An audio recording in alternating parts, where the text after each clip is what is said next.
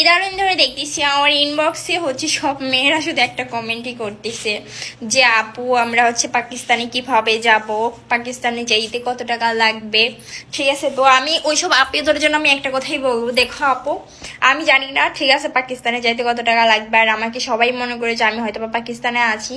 তো আমি সবার আগে একটা কথাই বলি, আমি পাকিস্তানে নেই, এখনো পর্যন্ত আমি পাকিস্তানে যাইনি। ঠিক আছে, তবে ইনশাল্লাহ যাব, 1-2 বছর পরে অবশ্যই যাব। কিন্তু আমি জানি না ঠিক আছে সত্যি কথা যে বলতে পাকিস্তানে কিভাবে যেতে হবে বা কি আসে বিষয় কত টাকা লাগবে, এসব বিষয় নিয়ে আমি মাথা ঘামাই না। কারণ হচ্ছে যে আমার এইসব বিষয় নিয়ে মাথা ঘামানোর জন্য আমার জামাই আছে, তো আমার জামাই মাথা ঘামাক, ওইগুলো নিয়ে আমার এখন মাথা ঘামানোর দরকার নেই। তো যেসব আপুরা হচ্ছে জানতে চাইছেন বিশেষ করে যে পাকিস্তানে যাইতে কত টাকা লাগবে, বাট আমরা পাকিস্তানে যেতে চাই কিভাবে যাব, তো আপু কাইন্ডলি সরি, কারণ আমি হচ্ছে এইসব ইনফরমেশন কাউকে দিতে পারবো না।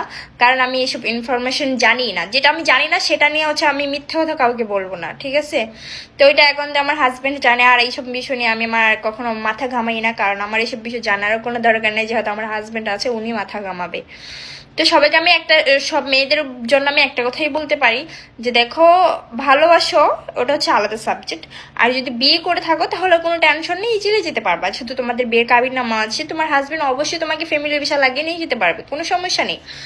আর যদি হচ্ছে গার্লফ্রেন্ড বয়ফ্রেন্ড হও, তাহলে আমি একটা কথাই বলবো, দেখো হাতে 5টা আঙ্গুল তো এক হয় না। প্রথম হচ্ছে যে আমাদের বাংলাদেশি হোক বা পাকিস্তানি হোক, এরকম তো না যে পাকিস্তানি মানে সব ভালো, এরকমটা কিন্তু না। পাকিস্তানে কিন্তু ভালো মন্দ আছে, আর বাংলাদেশে কিন্তু ভালো মন্দ আছে।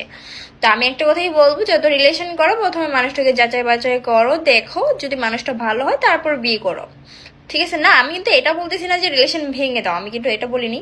হ্যাঁ, আগে যাচাই করো, যত সারাটা জীবন কাটাতে হবে একটা মানুষের সাথে, তো ওকে জানো বুঝো তারপরে বিয়ে করো। ঠিক আছে, আর যারা মনে করো বিয়ে করছো তাদের জন্য আমার তরফ থেকে অভিনন্দন।